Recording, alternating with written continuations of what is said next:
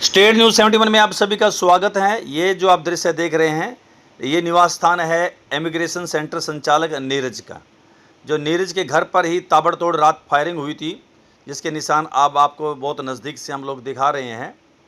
6 round fire किए गए थे। 6 के 6 राउंड फायर के खोल जो है ज़मीन पर पुलिस ने बरामद की है। वो निवास स्थान है जो कि इमिग्रेशन सेंटर संचालक नीरज का घर है ये। और इस पूरे जो है घटनाक्रम की जिम्मेवारी यानी फायरिंग की जिम्मेवारी वेंकट गर्ग नाम के जो गैंगस्टर नारायणगढ़ से जो जुड़ा हुआ है उनके द्वारा ली गई है। एक मैसेज भी उनका वायरल हो रहा है जिसमें लिखा गया है कि मैं वेंकट गर्ग जो सडोरा में गोली चली है नीरज एजेंट के घर वो मैंने चलवाई है। इसने हमारे बहुत भाइयों के पैसे खा रखे हैं और रास्ते में अपहरण करवा रखा है। बहुत भाइयों के घर बर्बाद किए और बाहर भेजने के नाम पर इसने बर्बाद ही किया है।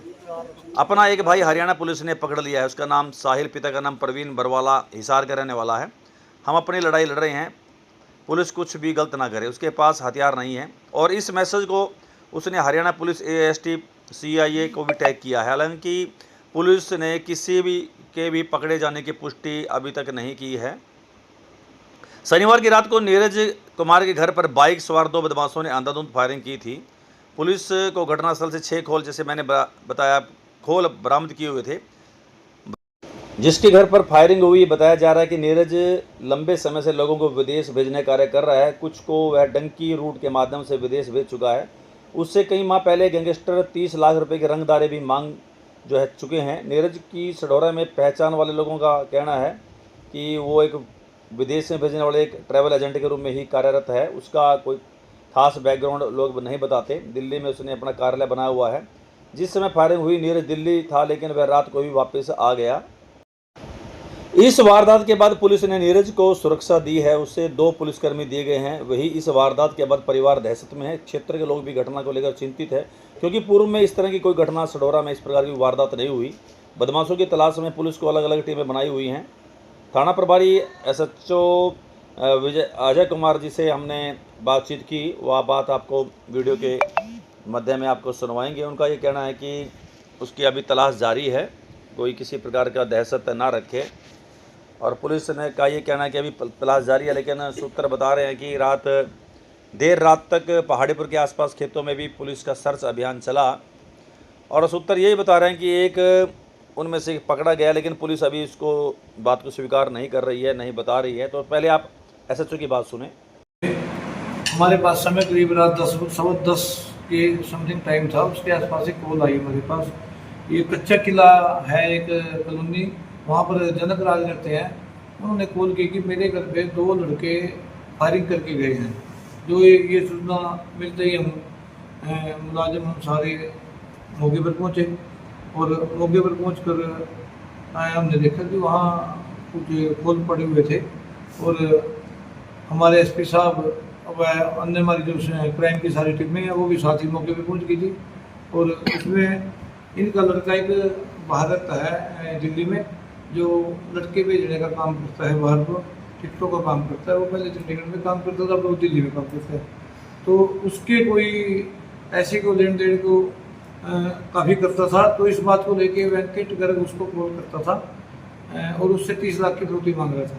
उसने पहले जब वो दिल्ली चला गया तो पहले 22 अगस्त को उसको कॉल की, उसने कॉल नहीं उठाई। फिर 24 अगस्त को उसने कॉल की उसको, और उसके बाद एक वॉइस मैसेज उसको डाला, लेकिन इस नीरज ने उसका कोई रिस्पॉन्स नहीं दिया।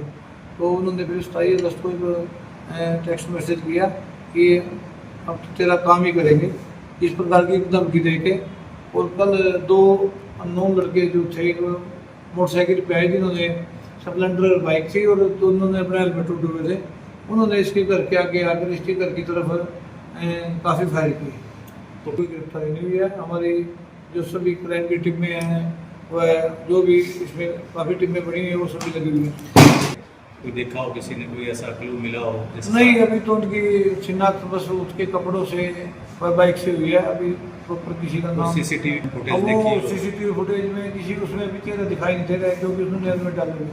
सर्च अभियान चलाया गया खेतों में, तो क्या आशंका कुछ ऐसा? हाँ, हमें कोई एक आशंका, एक सूचना मिली थी कि शायद वो लड़के इधर खेतों की तरफ भाग गए हैं। तो इस सूचना को लेकर बड़ी गंभीरता से और रात को हमने काफ़ी सर्च अभियान चलाया। हमारे तकरीबन जिले के सारे SHO, सारे यूनिट, हमारे SP साहब व DSP साहब सारे मौके पर थे और काफ़ी देर तक हमने गहन तस्वीर में उसकी खोजबीन की है। SHO दहशत के माहौल की वाली कोई बात नहीं है, लेकिन मैं एक सभी आपके माध्यम से सभी को कहना चाहता हूँ कि अगर किसी भी व्यक्ति के पास कोई इस प्रकार की थ्रेट कॉल आती है तो वो हमें जरूर बताएं। इस नीरज नाम के लड़के ने भी इसके पास कॉल आती रही, इसने किसी को नहीं बताया, जिसकी वजह से ये हादसा हुआ। अगर ये समय रहते इस बात की सूचना पुलिस प्रशासन को दे देता तो आज ये घटना नहीं होती। तो मैं सभी को ये कहना चाहता हूँ कि अगर किसी के पास भी कोई इस प्रकार की कॉल आती है तो वो इस बात को लेके ज़रूर हमारे पास आए और हमें इसकी सूचना दें। हम कर रहे हैं और जल्दी हम इसमें गिरफ्तारी भी करेंगे और जो कार्रवाई है वो करेंगे सबसे सख्ती। इसमें जो ये है गोपाल कृष्ण, ये 3 भाई हैं। जो एक ये गोपाल कृष्ण कैंसर से पीड़ित हैं, एक इनका भाई जो छोटा है सुखविंदर, वो एक गार्ड का काम करता है, एक जनक राज है वो भी छोटी मोटी नौकरी करता है। तो ये इनका एक लड़का है जनक राज जी का, वो पुर्तगाल में रहता है। वह इसका जो लड़का है नीरज, ये जनक राज का, गोपाल कृष्ण का लड़का पुर्तगाल में रहता है और नीरज है ये जनक राज, ये दिल्ली में रहता है। तो उससे बात हुई, उसने हमारे को बताया भी मेरे को इस प्रकार की कॉल आई थी, लेकिन मैं डर के बारे बता नहीं पाया। नहीं, इसमें किसी का कोई जानी नुकसान नहीं हुआ है और करीब 8-9 के करीब इसमें राउंड फायर हुए हैं। जो हमें वहाँ पर जो खोल बरामद हुए हैं वो करीब 8 के करीब खोल बरामद हुए। सारी रात से पुलिस इसी काम में लगी हुई है और जल्दी इसमें कोई ना कोई कार्रवाई हासिल करेगी। ठीक है, बहुत हमारे SP साहब भी सारी रात मौके पर ही थे और वो भी बड़ी उन्होंने उनके दिशा निर्देश अनुसार हमने सब ने मिलकर काम किया और जल्दी इसमें कोई ना कोई हम सफलता हासिल करेंगे। और मैं आपके माध्यम से कहना चाहता हूँ किसी को भी घबराने या डरने की जरूरत नहीं है। पुलिस सदैव आपके साथ है, आपके लिए है और जी।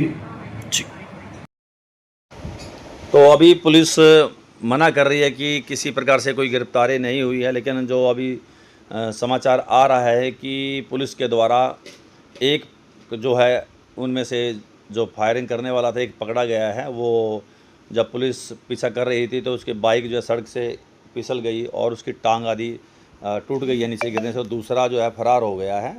अभी जैसे ही इसकी समाचारों की पूरी तरह से पुष्टि होगी, कोई वीडियो वगैरह इसकी जो है उपलब्ध होगी तो ज़रूर स्टेट न्यूज़ 71 पर हम लोग दिखाएंगे। लेकिन कन्फर्म किया जा रहा है कि क्या वास्तव में पुलिस ने उसको हिरासत में ले लिया है।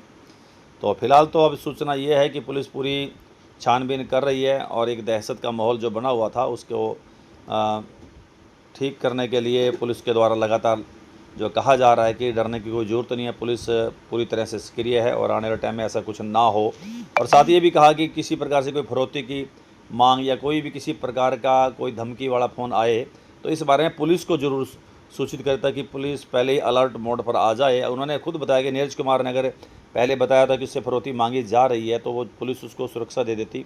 अगर सुरक्षा दे देती तो इस प्रकार की घटना ना घटती। तो खैर बहरहाल लोगों को से यही प्रार्थना करी जा रही है कि ऐसे कोई घटना से वो पैनिक ना हो और ऐसी कोई वारदात उनके साथ हो जाए कि यानी कोई फ़ोन आदि आता है तो उसके बारे में तुरंत जाकर पुलिस को वो सूचना करे। और किसी भी संदिग्ध व्यक्ति पर अगर कोई शक पड़े, उसकी गतिविधियां कोई असंदिग्ध सी लगें तो फिर उस बारे में पुलिस को वो सूचना दे। पुलिस प्रशासन का आम जन सहयोग करें, ऐसी SP साहब ने भी रात मांग की है, प्रार्थना की है, सहयोग की अपील की है। और साथ ही SHO ने भी जैसे आज वार्ता की हम लोगों से तो उन्होंने भी यही कही कि भाई पुलिस का जनता सहयोग करे तो इस प्रकार की समस्याओं का वो मिलजुल कर सामना करेंगे। फिलहाल ये थी स्टेट न्यूज़ 71 की प्रस्तुति। धन्यवाद। अधिक से अधिक शेयर कीजिएगा और जो लोग जिन्होंने अभी तक भी चैनल को सब्सक्राइब नहीं किया वो सब्सक्राइब करें। धन्यवाद।